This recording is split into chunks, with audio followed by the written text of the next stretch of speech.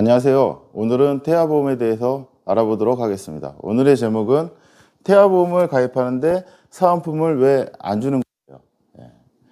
여러분들이 태아보험을 알아보시다 보면 사은품을 어떤 걸 준다고 광고하는 분들이 있고, 사은품을 저는 주지 못합니다, 이렇게 이야기하시는 설계사분이 있습니다. 자, 결론은 사은품이라고 얘기하는 건 보통 보험은 3만 원 이상의 사은품을 제공을 하면 불법이기 때문에 불법을 하시면 안 됩니다. 근데 소비자 같은 경우에는 어떤 분은 사은품을 준다고 하니까 그쪽으로 혹할 수밖에 없는 현실인 거죠. 자, 보험이라는 건 태아보험도 마찬가지지만 가입을 하는 것도 중요하지만 나중에 보상을 받는 것도 중요합니다.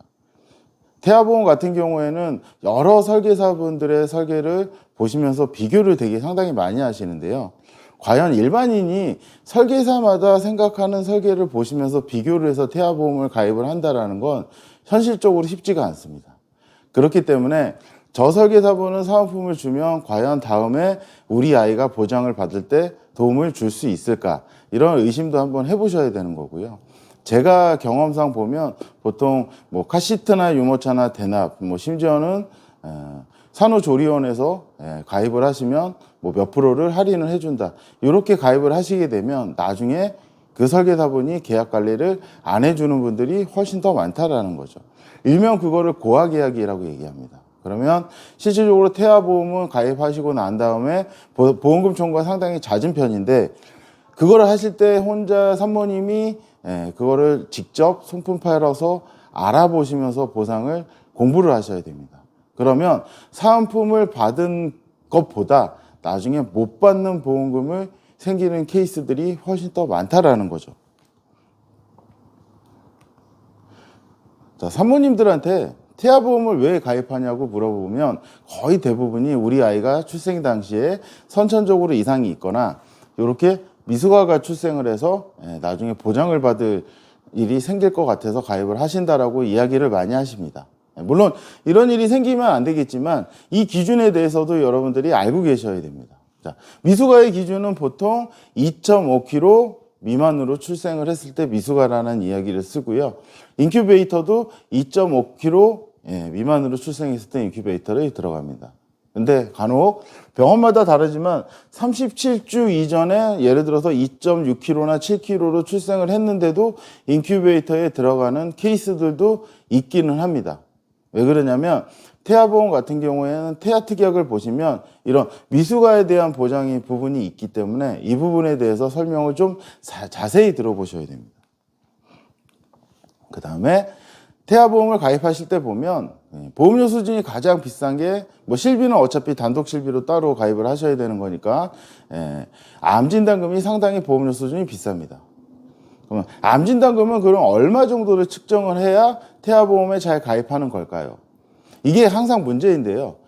100세 만기 설계를 요새 많이 하다 보니까 금액이 10만 원, 15만 원, 20만 원 이상이 되다 보면 가장 먼저 설계사분들이 손대는 게 이 암진단 특약입니다.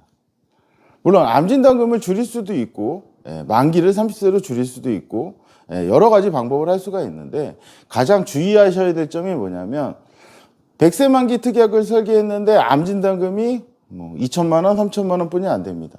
과연 이런 설계는 좋은 설계일까요? 보시면 전 세계적으로 아이들의 암의 40% 이상이 소아 백혈병입니다.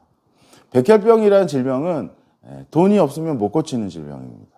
실비가 있으면 병원비가 어느 정도 케어가 되겠지만 그 외에 부대적으로 들어가는 비용이 정말 많습니다. 제 고객 중에서도 안타깝게도 백혈병 진단을 받아서 치료를 받으시는 분들도 있고 이미 치료를 받으신 분들도 있기는 한데 정말 비용이 많이 듭니다. 그렇기 때문에 태아보험을 가입하실 때는 이런 고액의 암진단금 같은 경우에는 적어도 1억 이상은 나올 수 있게 충분히 설계를 해야 됩니다. 근데 보통 설계사분들마다 경험이나 지식이 다르기 때문에 암진단금을 100세 만기만 길게 해놓고 금액을 줄여서 설계하는 케이스들이 상당히 많습니다. 그런 설계로 절대로 가입을 하시면 안 되고요. 아니면 만기를 30세 정도로 줄인다 하더라도 암진단금은 정말 1억 이상, 1억 5천 정도까지는 보장을 받는 걸로 가입을 하셔야 나중에 혹시라도 모를 위험에 충분한 보상을 받을 수 있는 설계라는 걸 알고 계셔야 됩니다. 근데 이런 거를 모르시는 분들 같은 경우에는 무조건 만기에 대한 부분, 아니면 뭐 수술비도 100세까지 해야 돼요, 입원비도 100세까지 해야 돼요. 그 솔직히 그거 아무런 의미가 없는 겁니다. 보험은 큰 거를 보장받기 위해서 보험을 가입하시는 거지, 골절 진단금은 뭐 기부스 치료비는 반기부스는 안 되잖아, 이런 거 상당히 중요하지 않습니다. 어느 정도 실비에서 케어되는 부분이니까 진단금, 암이나 뇌 쪽이나 심장 이쪽 부분은 가족력도 따져보시고, 그다음에 아이들이 많이 걸리는 확률적으로 높은 이런 백혈병이나 이런 거에 집중적으로 진단금을 많이 올리셔서 가입을 하시는 게 아무래도 좋다라고 할 수 있습니다.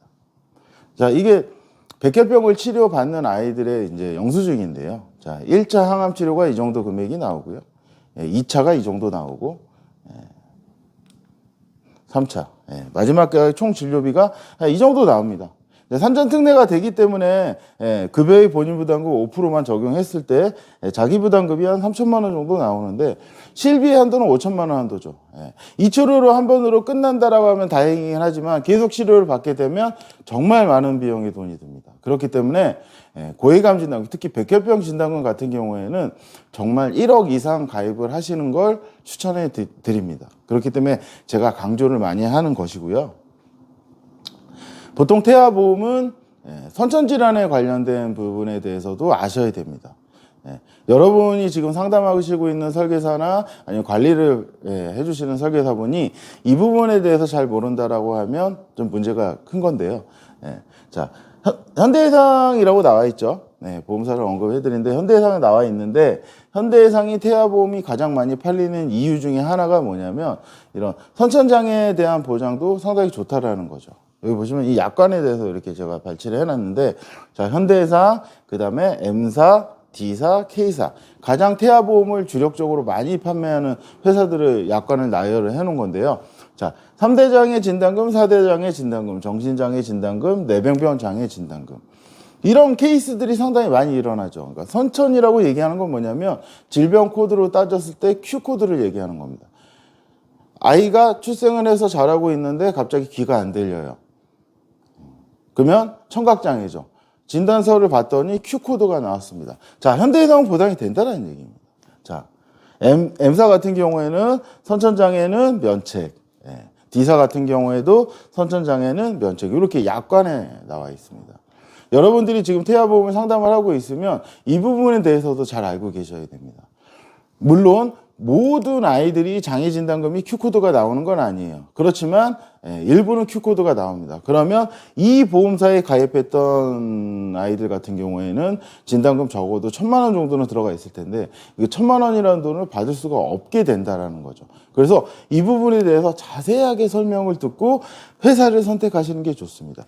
여기 K사라고 나와 있는데, K사는 이게 옛날 약관인 거고요. K사는 KB손해보험을 얘기하는 겁니다.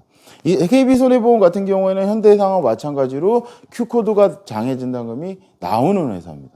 그렇기 때문에 이 M사나 D사 같은 경우에는 지금 상담을 받고 계시면 담당자분들한테 이 부분에 대해서 보상이 되는지 안 되는지 자세히 물어보시면 그 담당 설계사분의 어느 정도 지식에 대해서 판단을 하실 수 있는 잣대가 될 수 있습니다.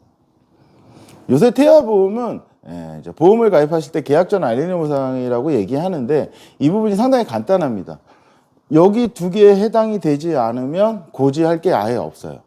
근데 여기에 해당이 된다고 해도 무조건 가입이 안 되는 건 아닙니다. 보시면 인공수정이나 다태한 임신, 쌍둥이, 그 다음에 전치태반도 일부 가입이 되고요. 자궁경관 무력증, 자궁에 힘이 없어서 맥도날드 수술이랑 맥수술이라는 걸 합니다.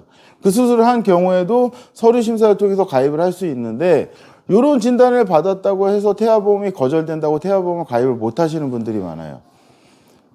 저 같은 경우에도 태아보험 상담을 하다 보면 다른 보험 설계사를 통해서 가입을 진행하다가 가입이 안 된다고 해서 저한테 의뢰를 하셔서 서류 심사를 통해서 가입을 하신 분들도 상당히 많고요. 10대 질병 얘기하는 거 가장 많은 게 고혈압이나 당뇨, 이 이야기를 하는 거죠. 고혈압이나 당뇨 같은 경우에도 모두 가입이 안 되는 게 아닙니다. 일부는 서류 심사를 통해서 가입이 가능하니까 포기하지 마시고, 혹시라도 태아보험 거절을 맞으신 분들 같은 경우에는 좀 전문적으로 이거에 대해서 잘 아시는 분들을 통해서 상담을 진행해 보시면 가입을 할 수 있는 분들도 간혹 있다라는 거죠. 자, 태아보험 설계는 설계사들마다 다 다릅니다. 근데 제가 이 특약 하나, 장애출산담보에 대해서 설명을 해드릴 건데, 이 특약은 상당히 중요합니다. 근데 이 특약을 빼고 설계를 하시는 분들이 많아요. 보통 대납이나 사은품을 주는 설계사분들 같은 경우에는 이 특약에 대해서 자세히 모릅니다. 왜? 이 특약은 상당히 많이 받는 특약인데 보험료 수준이 상당히 비싸거든요. 그러니까 빼버려요. 근데 산모들은 이걸 알 수가 없습니다. 약관을 모르니까. 자, 이 특약이 있으면 어떤 걸 받을 수 있는지 가장 많이 나타나는 걸 설명해드리면 선천성 요도 폐색증이에요. 아이가 출산하면서 이런 진단을 받아서 수술하는 경우. 물론 실비에서는 받을 수 있습니다. 근데 제가 얘기하는 거는 진단금처럼 나오는 거예요. 1,000만 원이라고 써있죠. 1,000만 원의 가입 금액의 10%, 20%. 이건 회사별로 조금씩 다르기는 한데 가장 많이 나타나는 게 이 심장질환입니다. 심장질환. 아이들 같은 경우에는. 심장질환이라고 해도 심실 중격결손, 심방 중격결손. 심장에 초음파를 봤는데 구멍이 있어요. 가장 많이 나타나는 겁니다. 구멍이 있다고 다 수술을 합니까? 아니에요. 정기적으로 관찰을 하다 보면 심장에 구멍이 막혀버립니다. 아주 경미하게 지나갈 수 있는 거죠. 심한 경우에는 수술을 하는 경우도 있기는 하지만 이 진단을 받으면 1,000만 원의 가입금액, 과거 상품 같은 경우에 현대해상도 100만 원을 받을 수 있고 지금은 가입금액이 20%는 200만 원을 받을 수 있습니다. 근데 이거를 그냥 모르고 넘어가는 분들이 너무 많다라는 거죠. 그러니까 이런 것들이 바로 숨은 보험금인 건데 이런 것들을 관리를 받지 못하다 보면 내가 사은품을 받아서 가입을 했고 뭘 받아서 가입을 했는데 되게 좋다라고 생각하겠지만 나중에 실질적으로 100만 원에서 몇백만 원 정도는 챙겨서 못 받는 케이스들이 나타난다라는 거죠. 그리고 여기 보시면 사경이라는 게 있습니다. 사경. 사경이 뭐냐면 아이가 목의 한쪽이 휘어져서 기울어져 있는 걸 얘기합니다. 그러니까 별거 아니라고 얘기합니다. 병원에서. 이제 진단서를 띄워보면 사경이에요. 근데 실비에서 어느 정도 검사비를 받았지만 보험회사에서는요 무조건 병원비 청구를 한다고 해서 이런 진단감까지 다 제대로 챙겨주지 않아요. 그렇기 때문에 이런 거를 잘 아는 설계사를 통해서 가입을 하셔야 100만 원이든 200만 원이든 챙겨 받으실 수 있다라는 거죠. 이미 가입을 하셨고 이런 진단을 받았는데 못 받으신 분이 있으면 지금이라도 언제 진단을 받았는지 이 특약은 1년이 지나면 소멸되는 특약이에요. 대신에 1년 안에 진단을 받은 기록이 있으면 보험금을 받을 수 있습니다. 가장 작은 금액이 100만 원입니다. 그렇기 때문에 이 영상을 보신 분들은 꼭 챙겨서 다시 보험금 청구를 하셔서 이 보장에 대해서 받으시는 것을 일단은 추천해 드리고요. 그 다음에 여기 보시면 여러 가지 질병이 상당히 많습니다. 9개월도 있어요. 입 쪽에 기형이 생겨서 수술하는 케이스들. 주변에 상당히 많이 보셨죠? 그런 케이스가 있는 아이들 같은 경우에도 선천 이상 수술비나 실비는 다 받을 수 있지만 이 특약이 있으면 적어도 100만 원 이상을 받을 수 있다라는 거죠. 자, 태아보험에 설계하는 방식에 대해서 제가 이렇게 만들어 봤는데요. 실비는 어차피 100세까지 갱신을 따로 가입을 하시는 거고, 그다음에 진단금이나 건강 특약을 얘기를 하는 건데 30세 만기까지만 하셔도 저는 크게 상관이 없다고 생각을 합니다. 근데 30세 만기를 하면 요새는 100세 시대인데 그래서 100세 만기로 갈아타시는 분들이 상당히 많은데요. 30세 만기를 한다 하더라도 이 안에 병력이 있어서 100세 만기로 나중에 보험 가입이 안 되는 거는 정말 드문 경우고요.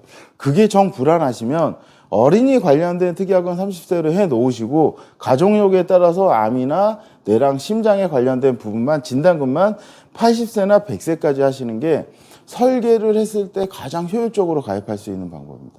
지금 모든 특약을 100세 만기로 다 비싸게 가입한다고 이 아이가 30살에 독립했을 때 더 이상 보험 가입을 할 게 없을까요? 절대 아니죠. 왜 그러냐면 보험은 돈 가치가 떨어지기 때문에 지금 아무리 비싼 가치의 보험을 가입을 해도 나중에 30년이 아이가 태아니까 30년이 지난 다음에는 돈 가치가 절반 이하로 떨어집니다. 그렇기 때문에 진단금만 80세나 100세를 길게 가져가고 나머지 30세를 가져가는 방법으로 설계하는 게 가장 효율적으로 설계를 하는 방법입니다. 태아보험은 나중에 출생하고 난 다음에 보험금 청구가 가장 많은 보험 중에 하나입니다. 그렇기 때문에 여러분들이 사은품에 혹하실 수도 있겠지만 사실 그 불법이 걸리면 설계사도 처벌을 받지만 일반 고객도 처벌을 받는 현실입니다. 물론 그게 많지 않기 때문에 여러분들이 잘 모르시는 건데 그러지 마시고 태아보험은 나중에 관리도 많이 받으셔야 되고 수문보험금도 받을 게 상당히 많은 보험 중에 하나입니다. 그렇기 때문에 전문 설계사를 통해서 가입하시는 걸 추천해 드리고 태아보험은 특히나 어려운 보험이기 때문에 아무한테나 가입을 하시면 안 됩니다. 감사합니다.